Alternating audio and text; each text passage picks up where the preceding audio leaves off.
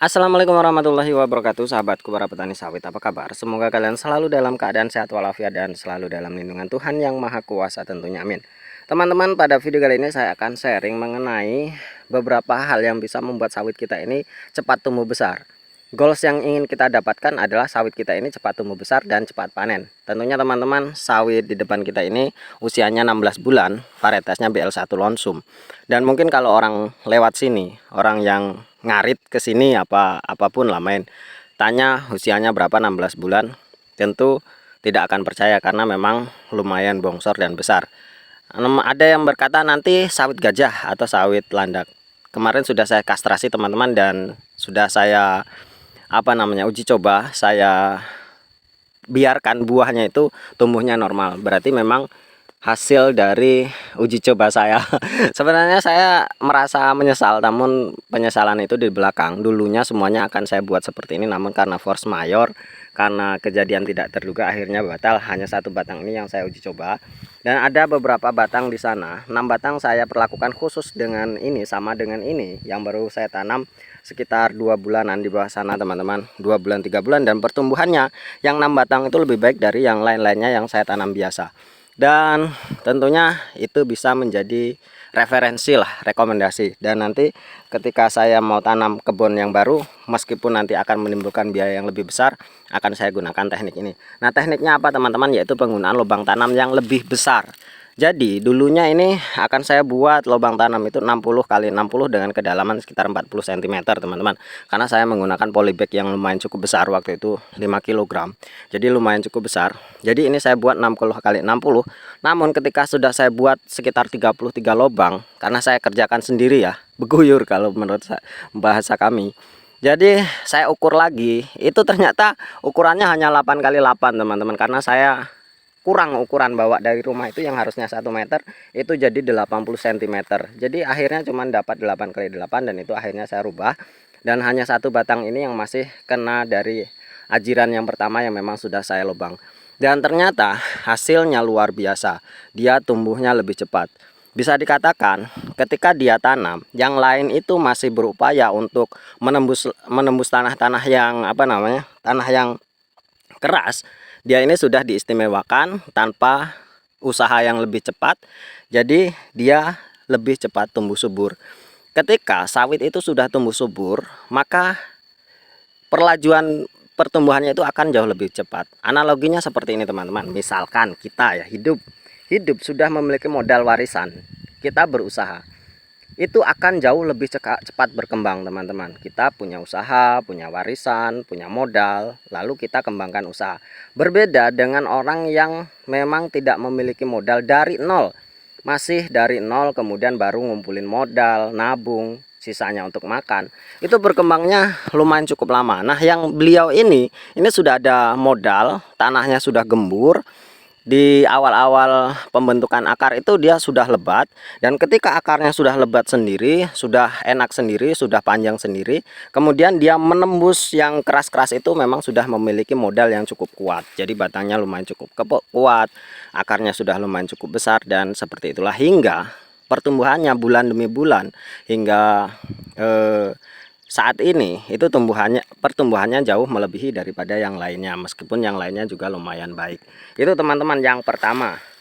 Tidak memungkiri bahwa ada faktor-faktor lain yang memang harus kita perhatikan juga. Itu yang paling utama teman-teman. Jadi nanti saat saya ingin bongkar yang baru 540, saya akan buat lubang yang lebih besar, meskipun nanti saya akan mengeluarkan biaya yang cukup besar teman-teman. Itu analogi sederhananya seperti itu tadi teman-teman.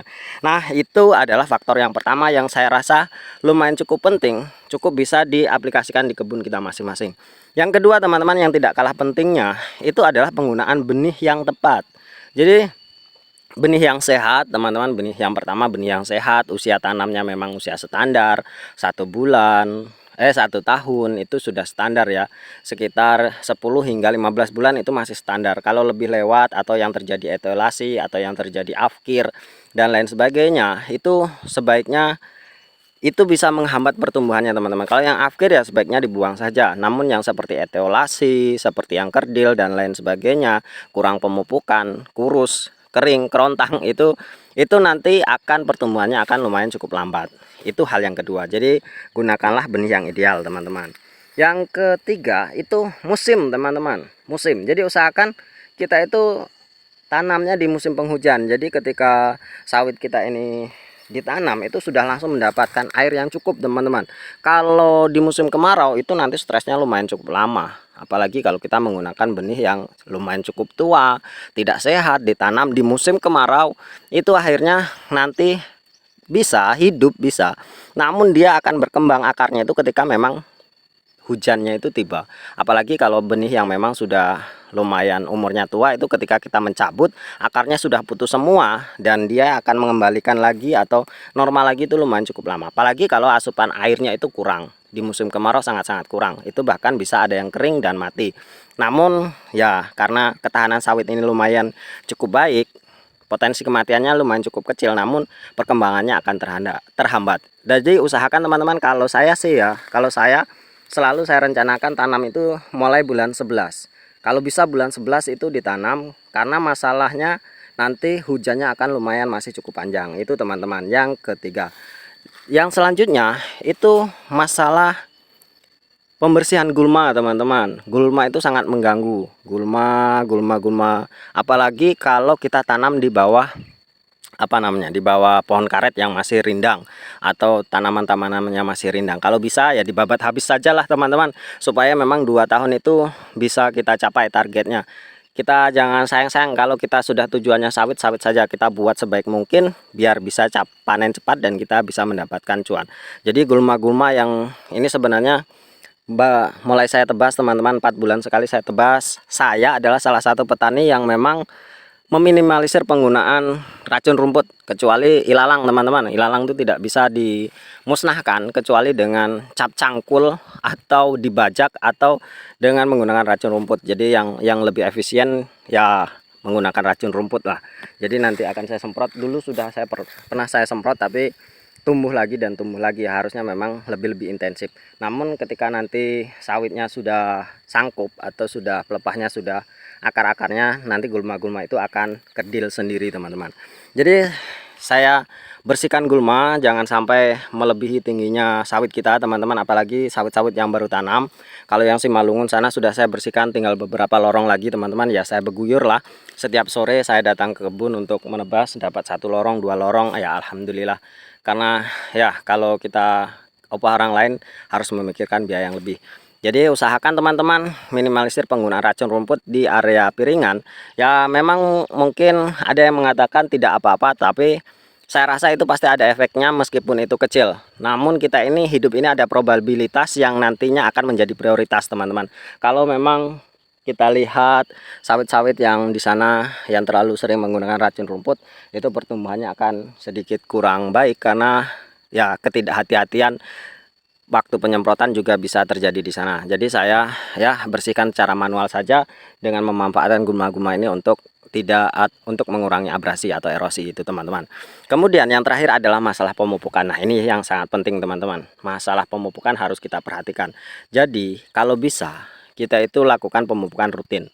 Kita genjot, teman-teman, genjot dan genjot terus. Jadi sampai umur 2 tahun itu memang pertumbuhannya lumayan cukup baik sekali. Itu pemupukan yang harus kita lakukan. Gunakan, kalau saran saya, gunakan rotasi 1 bulan sekali dengan pupuk tunggal sajalah, biar lebih efisien dan dosisnya bisa lebih besar.